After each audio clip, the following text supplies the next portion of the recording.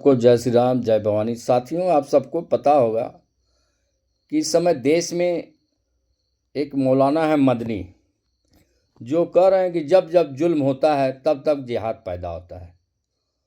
तो इनका ये जिहाद उस समय कहाँ था जब देश में कश्मीरी ब्राह्मणों को काट दिया गया, तो इनका जिहाद नहीं हुआ। कुरान में ये नहीं लिखा है। जिहाद तो उसके लिए होता है ना कि चाहे किसी भी अत्याचार हो तो उसके खिलाफ आप हथियार उठाइए। तो क्या हिंदुओं के लिए आपके पास हथियार नहीं था? आपको उठाना चाहिए, लेकिन आपने वहाँ उठाने का काम नहीं किया। और फिर आप कहते हैं कि एक सुप्रीम कोर्ट के द्वारा लिया गया निर्णय को हम लोग मान्य नहीं करेंगे, सुप्रीम कोर्ट गलत काम करता है। तो भाई, आप इस देश में हैं क्यों? क्या ज़रूरत है आपको इस देश की?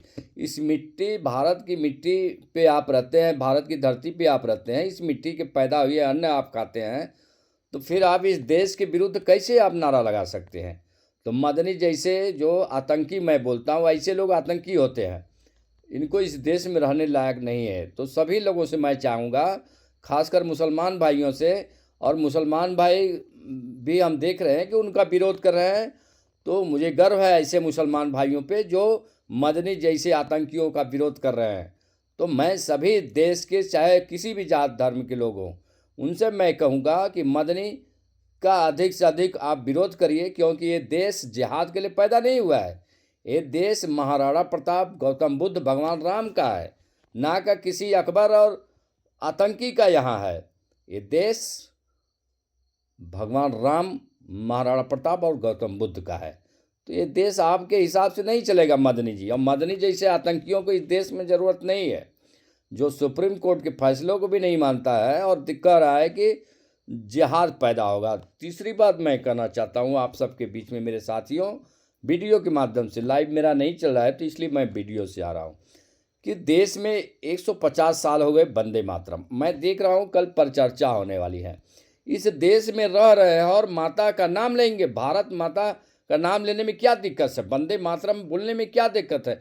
जिसको दिक्कतें हो रही है इस देश से चला जाए। मेरा एक सीधा सीधा फंडा है, इस देश में रहना है तो वंदे मातरम आपको बोलना है, क्योंकि देश की संस्कृति ये नहीं देती कि आप देश में, भारत की धरती पर रहकर वंदे मातरम न बोलें।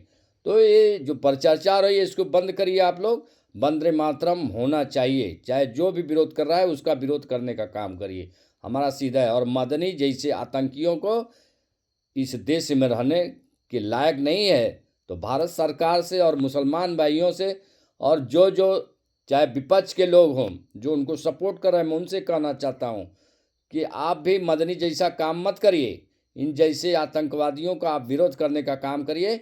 और जिस तरह हमारे मुसलमान भाई मदनी का विरोध कर रहे हैं, उसके लिए मैं बहुत बहुत बधाई देता हूं कि गलत काम का आप विरोध करते रहिए और रहेंगे, हमको विश्वास है।